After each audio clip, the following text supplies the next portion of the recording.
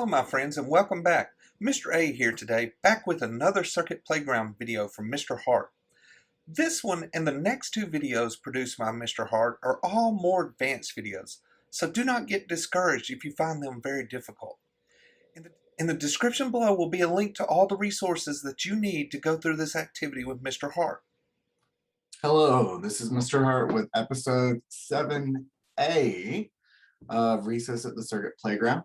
If you want to see the document that I have set up with solutions and all the projects, please visit the link here or scan this QR code.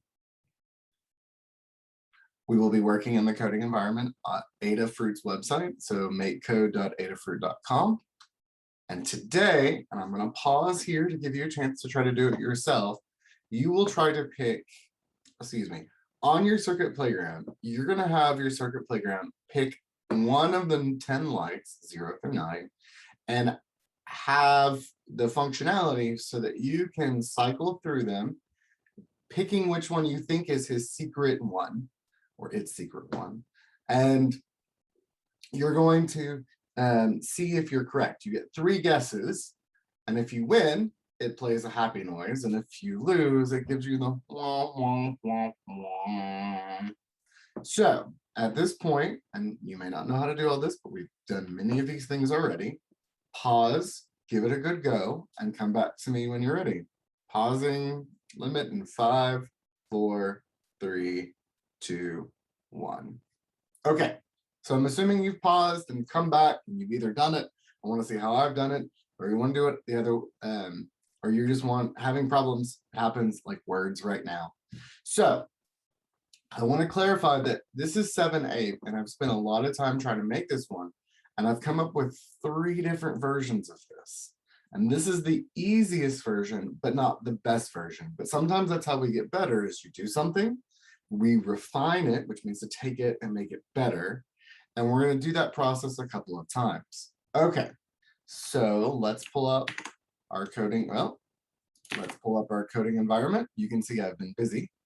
And we're going to hit new project. Everything gets coded from scratch. Now, one of the things I've said is you're going to need to have a couple of variables. For example, let me move my window out of the way. I'm going to need to know the secret number computer picks. I'm going to need to know how many guesses remain. And I'm going to need to know where my position is, because all of those are different, right? And the Circuit Playground is going to have to keep up with all of these different things. So let's come back here, and we'll move that out of the way, and we'll start on startup. On start, we're going to set my position to 0. We're going to set number of guesses remaining to, we'll do 3, but it's real easy to change that. And remember, with this one, that's 3 random guesses of 10. You're not going to win that often. Change it to 5, chances are better. Chances 1, very unlikely. And finally, we're going to set secret number 2, a random. And if you don't remember how to get there, it's math, or we can just type random. Pick random from 0 to 9 for all of our lights. 0, 1, 2, 3, 4, 5, 6, 7, 8, 9. Okay, so now on this, we've done everything we need to do. And we're going to first build the functionality of just going around. So we're going to have a visual representation so I know what I'm clicking on. I don't want to have to go like, I think that was 5, 6, 2, I don't know. So what we're going to do is we're going to turn a single light on at a position. So set pixel color at, and we're going to not say 0, we want to do my position. And I really think this is a good blue color to use. Okay, so now you can see that I've made an identifier. I've made a light to show that that's where I'm picking. And we're going to cycle through with our A button. So on button A, click. Now, I'm going to do some things that are wrong to show you how to do them correctly. So bear with me if I do something and it doesn't work just perfectly. That may be part of this. So I'm going to want to move my position 1. That means I need to change my position by 1, meaning add 1 to it. And then I need to set that pixel color again. And I'm going to do that every time. So we're going to duplicate that. So every time I hit A, I'm going to move my position and I'm going to make it blue. This is going to work, right? No. Can you figure out why before we do it? Well, if you notice that we're only ever changing the new color, but not the old one, this is what's going to happen when we press A. Everything's just going to get lit up because we never turn anything off. So what we're actually going to do is, right before we move, we're going to be tricky because remember, computers move faster than we do. Now you're going to ask, why are we setting the same thing to 2 different colors? But watch what happens. Does it look like my pointer's moving?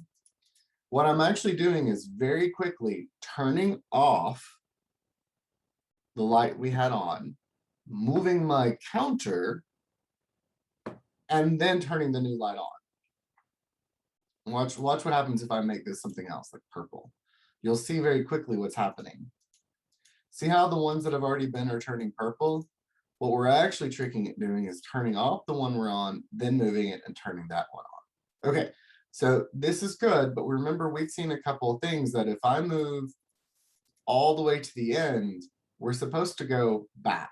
And if you don't remember how we did that previously, we just added a very simple statement that said, oh, I don't want that there.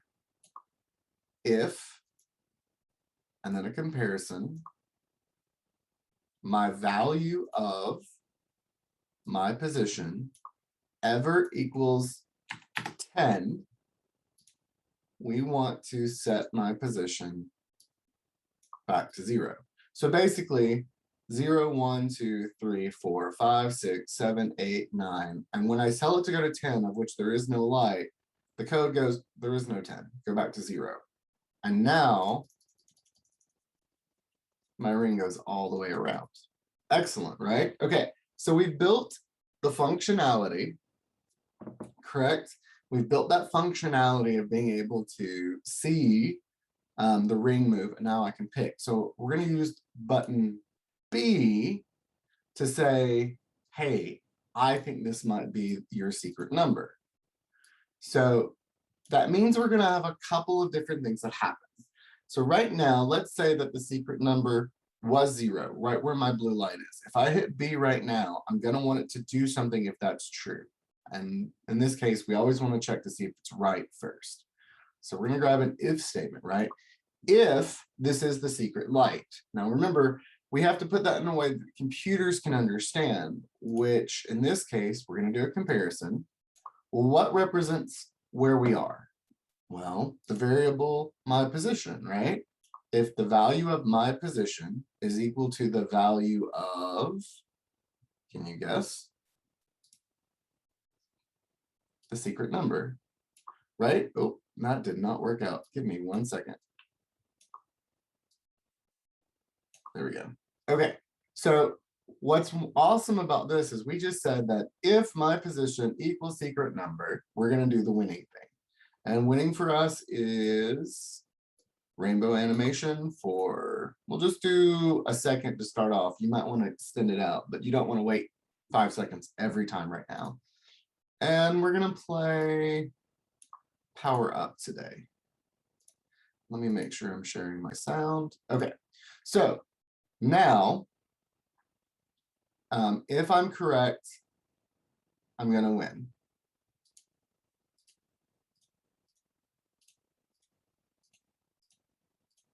Remember, I'm not checking for wrong answers yet, so.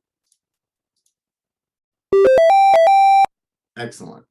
Let's go ahead and swap these. And now that the game's over, I want to add a new thing that I want to reset the entire thing. That means when the game's over, if I win, plays the sound, does the animation, and then starts completely over for another round. Okay, so I'm going to show you a neat little strategy. We're not going to leave this in forever. but we're gonna add an extra single piece here, and we're gonna show where the secret number is with a bright pink block. Okay, this is funny. The secret number is 0, so if I press B, we're gonna win. But now it's showing me where the correct one is. Now, this is not a very good game. If this was the game itself, we would just move here and win. That's not a game, that's button pressing. So what we're doing though is it lets us test. If I know if I click here, it's going to be wrong and nothing happens. Excellent. If I want to see what happens when I win, I can move to it, the button, and win. And when I'm done with my program, I'm going to remove this one so the super secret where it is remains hidden, makes it back part of the game. Okay, so we've shown what happens when we win. If I click and my position is the same thing as the computer picked, power up, happy winning sound, animation, reset everything. Now we need to know what happens if I'm wrong. Well, so if I'm not right, then what we need to is we don't play a sound yet, we don't do an animation, we don't reset, but our number of guesses drops. So we're going to change the variable guesses remain by -1, -1, either way. So what happens now is if I'm wrong, my guesses remain drop down, but that doesn't mean anything because I'm not doing anything with it. So what we're going to do is we're going to add a new always there little loop. And what it's going to do is if in this forever, if anytime, anywhere, the number of guesses remaining is equal to 0, well, that means you can't guess anymore because you've lost. So we're gonna play a sad song. Nope, that's the wrong one. Play sound, not ba-ding. Wah wah, always the wah wah. We're gonna do the theater chase lights, which I still call crash and burn. And we're going to reset as well. And like I said, I'm a big fan of that duplicate button. So it is always checking. The moment that we run out of guesses, it plays the wah, wah, wah, does the little red animation, and then resets. So for example, if I want to win, I can just go and check it resets. Nope. Nope. Now, did you notice how it stopped that sound very quickly? Listen again. What's happening is we have play sound, wah, wah, wah, show animation for half a second. That's what 500 milliseconds are. And then reset. Well, we're not even giving enough time to play all the sound before we reset the whole thing. So we're going to increase this to 1 second. Let's see what happens. Better. So maybe 1.5 seconds. And that's part of coding is going, that didn't work with exactly like I wanted. How can I fix it? Better. We'll do 2 seconds and just hope we won't lose very often. Okay, so we've now got a test to see if things win, things that they lose. And remember, I said this was going to be one of the very first versions of this. We were going to do more. I do want to add one more functionality, one more little thing, and then I promise we'll be done with episode 7A. Because we've done a lot. I think it looks great.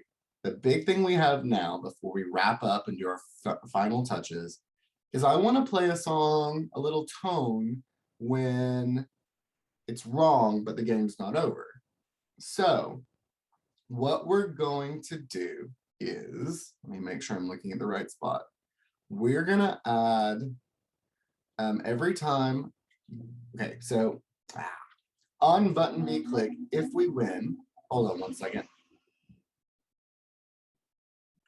Okay, now that that loud noise has stopped and I can continue recording, let's try to add the final touches on this. I wanted to make a sound when I guess wrong. So we already have a sound for when we win the game, when we guess correctly. We have a sound for when the game's over. We don't have any chances remaining, but I want to add another one, and I'm going to show you a new block. Play melody. Now this is an interesting block. We're going to add it right here, right there. So when they don't guess correctly, right before we drop their guess count, we're going to do this. Now you can click on this block. They have all these other things. And you can pick one.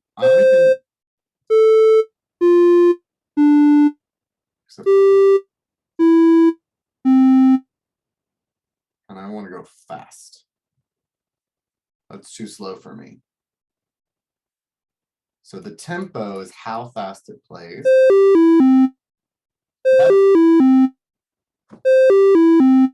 Okay, so that's my block that I'm going to play whenever they get it wrong. So for example, and I'm going to try this one, obviously wrong. And here's going to be our first lesson in the computer does exactly what you tell it.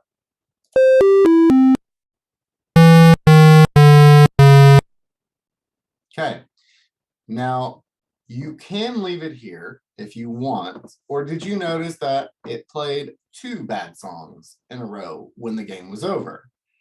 We could do one thing, and I'm going to. We're going to add another place.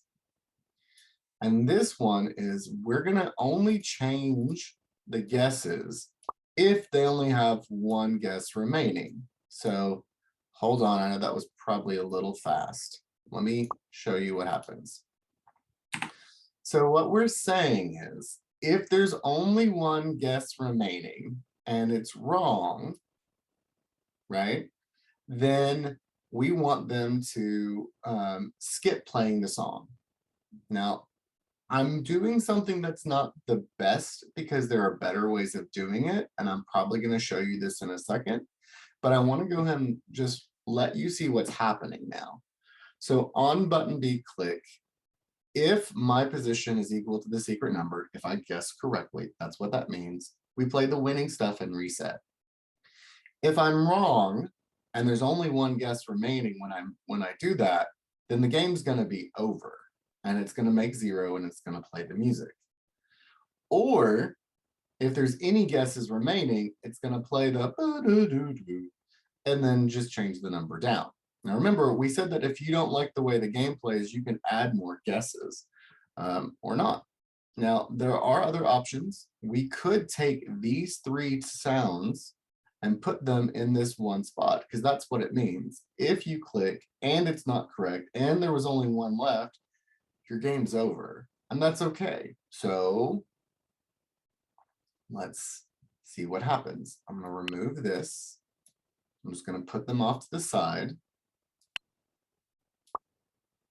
And let's go ahead and just move these so everything's disconnected. So if I win, if I'm correct, excellent.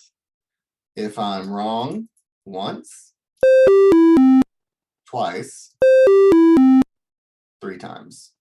Oh, that's going to be a win. Okay, as you can see, it works, and I didn't need these. And that's okay. Sometimes you find out there are better ways of doing things, and I'm going to have to update my solution now. That's all right. And remember, if yours is different from mine, that's okay. And if you use more blocks, that's okay. And if you use less blocks, that's impressive and awesome. But it's still the functionality. Now, if you become a master programmer down the way, you're going to want to look for efficient, better, faster, less code. However, there's nothing wrong with writing more code to get the same thing done, especially when you're first starting out. So anyway, this has been a working copy of our first hidden dot game. There will be more that are even more, better, greater, crazier coming up. Anyway, this is Mr. Hart. Thank you for being with me today, and I hope to see you again for the next hidden dot game. Parents and guardians, again, if you want to order your child a circuit playground, I have dropped a link to one vendor in the resources section below. Well, that is all the time we have for today, friends. We will see you real soon on our next episode of Computers Are Fun. See you soon.